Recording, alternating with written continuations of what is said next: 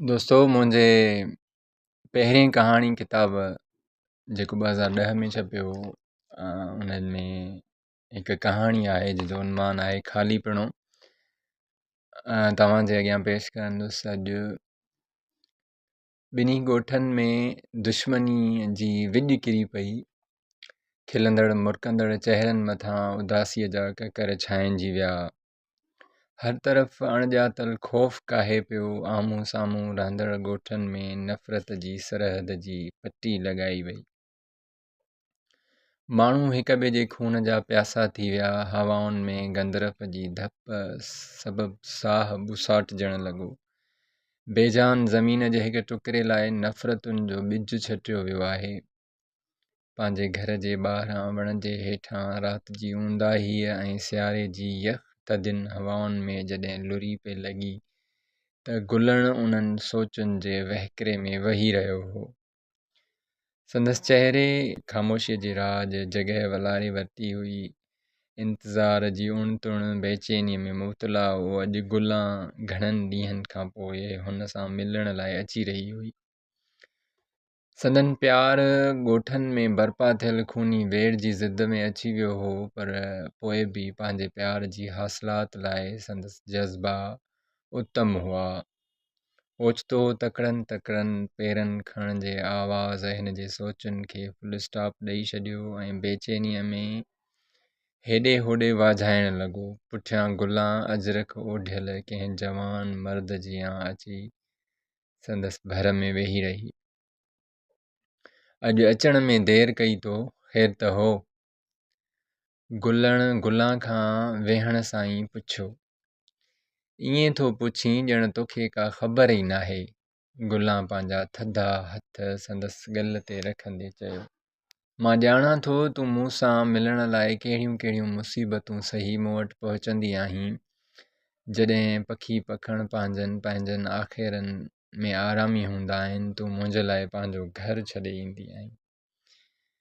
ईअं गुलां पंहिंजो थधो जिस्म गुलण जे गरम सीने सां लॻाए ॿखें पइजी वई ऐं ॿई प्यार जे अथाह समुंड में ॿुॾी विया। ख़बर नाहे कॾहिं असांजो मेलाप थींदो, ख़बर नाहे कॾहिं असां हिन दुश्मनी जे विच मां छुटकारो हासिलु कंदासीं। ॿई वण जे हेठां वेही पंहिंजे क़िस्मत जे बारे में सोची रहिया हुआ। छा वॾेरे सांवल जूं ट्रिकूं कॾहिं बि नाकाम न थींदियूं ऐं असांनि जे ॻोठनि में नफ़रत जो सिज ई उभरंदो रहंदो। कोई बि उनखे प्यार ऐं सलामती वारो सिज बणाइण वारो न आहे।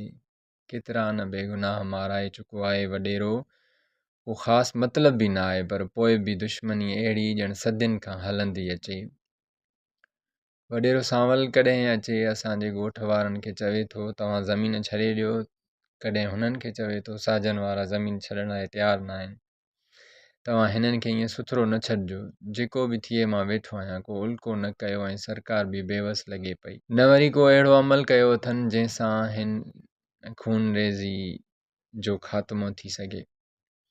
हा गुलण, ख़बर नाहे त असांजे ॻोठनि जी दुश्मनी ऐं असांजो प्यारु किथे दंग कंदो, पर असां ईअं मिलंदा रहंदासीं, भली केतिरियूं बि वॾी मुसीबतूं छो न अचनि। ॾिस मां सिर सहाए तो लाइ सभु कुझु करण लाइ तयारु आहियां, पर तूं कॾहिं मुंहुं न मटे वञजांइ, छो त तूं मुंहिंजो जहान, अरमान, ख़ुशियूं ऐं मां कॾहिं बि तोसां भॼी निकाह न कंदसि। तूं पंहिंजनि खे राज़ी करे मूंखे वठी वेंदे वॾे धाम धूम सां।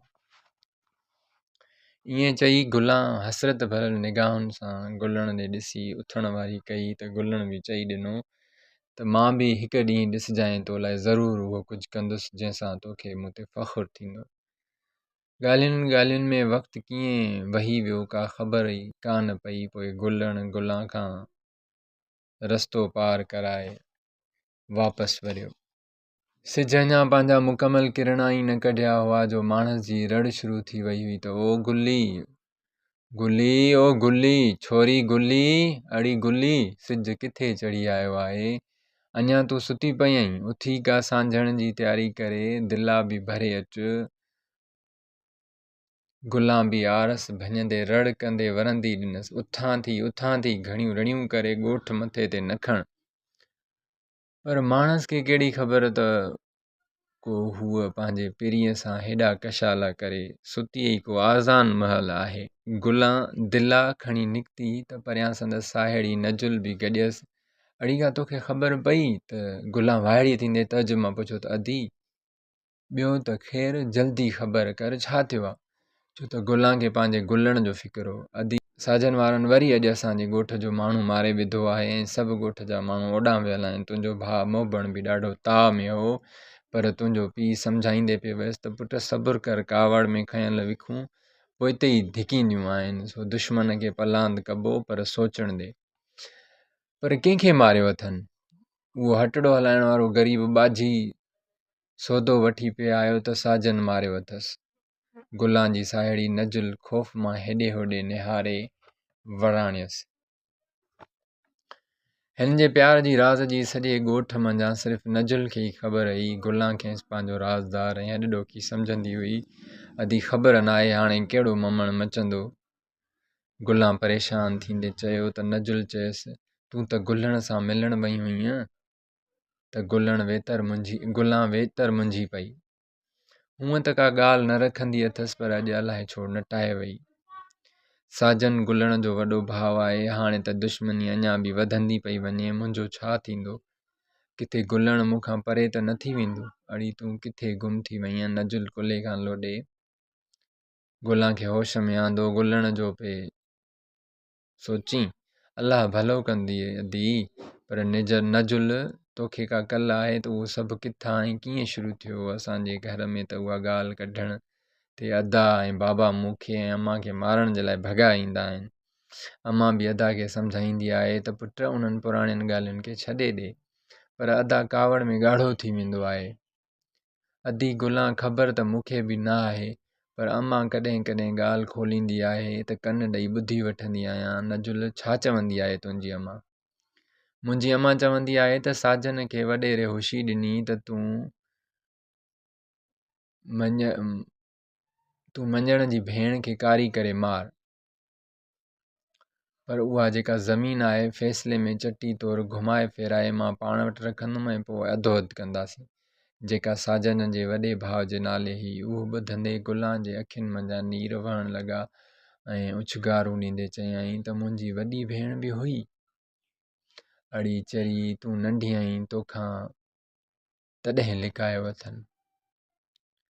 नजुल खे साथत ॾींदे सम्झायो, पर गुलां रोईंदी रही। आख़िर पोइ छा थियो? पोइ उहो थियो जेको थींदो आहे। मञण बि चयो त जेकॾहिं कारी मुई आहे त कारो बि मरंदो। मुंहिंजी भेण कारी त न हुई, ॻाढ़ी हुई।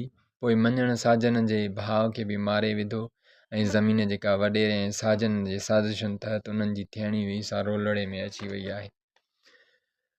गुलां उहे ॻाल्हियूं ॿुधी तमामु घणी ॾुख में घरी वई। गुलां मसला वधंदा ॾिसी अञा बि परेशानियुनि में अची वई हुई। हिननि जूं पाण में मुलाक़ातूं 10 या 12 ॾींहं थींदियूं हुयूं ऐं इंतज़ारु करण लॻी त बसि जीअं मुलाक़ात जो वक़्तु अचे त मां पंहिंजे महबूब सां मिलां। बिगड़जंदड़ सूरत हाल होॾां गुलण बि ॾींहं खे आङुरियुनि ते ॻणींदो रहियो। हालतूं कंहिं बि तरह गुलण ऐं गुलां जे चङाईअ में न हुयूं। जॾहिं राति पंहिंजे ऊंदाहिनि जा त सिज जी रोशनीअ ते फैलाया, सॼी दुनिया जे माण्हुनि जीअं गुलां जे घर जा भाती बि निंड जे उॾाम खटोलियुनि ते सवार थी कंहिं अणॼातल ख्वाबनि जी मंज़िल ॾांहुं वञी चुका त गुलां बि पंहिंजे अखियुनि जे निंड खे बिस्तरे में सुम्हारे पंहिंजे पिरीअ सां मिलण जे लाइ निकिरी पवे थी ऐं होॾां गुलण खे बि इंतज़ारु हूंदो आहे त गुलां हर दफ़े वांगुरु मर्दाणो रेस करे निकिरी पवे थी। सॼो जबल जाॻे जॾहिं उते मिलण वारे हंधि पहुती त उते कारी वारा कख सवाइ सन्नाटे जे कुझु बि न हुयो त हू तमामु घणी बेचैन थी पवण खां पोइ गिलो टपी पवे थी ऐं जंहिं कमरे में गुलण सुम्हंदो आहे उन जो रुख रखंदे वॾा साह ऐं तकिड़ा कदम खणंदी हेॾां होॾां निहारींदी हलंदी वञे थी। उन कमरे में गुलण न पर उन्हनि जी मामी सुतल हुजे थी ऐं गुलण खे इतफ़ाक़ सां ॿिए कमरे में सुम्हंदे निंड अची वई हुई। गुलण जी मामी को निंड में ख्वाब ॾिसे थी त का ॾाइण आहे जेका असांजे ॻोठ में आई आहे ऐं हाणे असांजे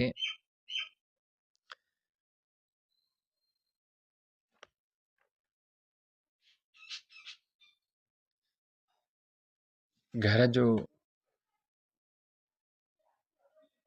दर टपे थी ऐं होॾां गुलां बि वधंदी अचे थी ऐं गुलनि जे ॾिसे थी त ॾाइण हाणे उन ई दर ते अची पहुती आहे जंहिंमें हू सुतल आहे। दर खड़के थो, गुलनि जी मामी त ख़्वाब ऐं निंड जी बेहोशीअ में ख़्वाब ॾिसी ऐं ॿुधे थी त दर खड़के थो, पर होॾां गुलां जी बेक़रारी वधंदी वञे थी। उहा अञा बि आंध मांध मां तेज़ दर खड़काइण लॻे थी त मथां खेसि केरु ॾिसी न वठे। गुलनि जी मामी छिरक भरे निंड मां सुजाॻ थी पवे थी ऐं निंड जे नशनि में दर खड़कजंदे ॾिसी वाइड़ी ऐं ख़ौफ़ज़दा थी वञे थी। डिॼंदे ढिॼंदे दर वटि अचे थी। दर जो कड़ो जेको सियारे जी ख़ामोश राति में काठ जे दर ते ज़ोर सां लॻण करे चिटो पिटो आवाज़ पियो थो कढे ऐं ॾकी ॾकी हू दरवाज़ो खोले थी त साम्हूं अजरख में जरकंदड़ मुंहुं ॾिसी हिन जा होश ई ख़ता थी वञनि था ऐं हू उनखे शौरी तौर ते ॾाइण सम्झी ख़ौफ़ मां वठी रड़ियूं करे थी, ॾाइण ॾाइण ॾाइण। गुलां बि हिन जे रड़ियुनि खे रोकण जी कोशिशि करे हिनखे सम्झाए थी त मां ॾाइण न आहियां, रड़ियूं न कर। तीअं हू वधीक तेज़ आवाज़नि में रड़ियूं करे थी। पोइ गुलनि जे मामे जे रड़ियुनि ते सॼो ॻोठ उथी पवे थो। डंडा लठियूं खणी उहे रड़ियूं कंदा निकिरी पवनि था। वठि वठि ॾाइण, न ईंदे मारिजोसि, न छॾिजोसि, न त असांखे मारे छॾींदी। ॾाइण ॾाइण, सॼो ॻोठ रड़ियुनि सां गूंजी पवे थो। गुलां बि घणी परेशानी बाद जॾहिं भॼण ऐं लिकण जा सभु दग बंदि ॾिसे थी त अजरक ओढे कुंड थी वेही रहे थी ऐं संदसि मथां लठियुनि ऐं डंडनि जो वसकारो शुरू थी वञे थो। ॻोठ जे जंहिं बि ॿचे ॿार या जवान वटि जेको कुझु हुयो उहो हुनखे हणी थे कढियो, पर हूअ ख़ामोशीअ सां सभु कुझु सहंदी रही ऐं बेड़क बि ॿाहिरि न कढिया। ऐं इन ओसीअड़े में बि हुई त ॼाण गुलणु आयो ऐं मूंखे बचाए वठंदो, पर अॼु हू मूंखे हिन मुसीबत में छॾे किथे गुम आहे।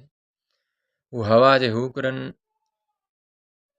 रड़ियुनि ते गुलण जी अखि बि खुली वई त हू गुलां बाबति सोचणु लॻो त उहा आई हूंदी।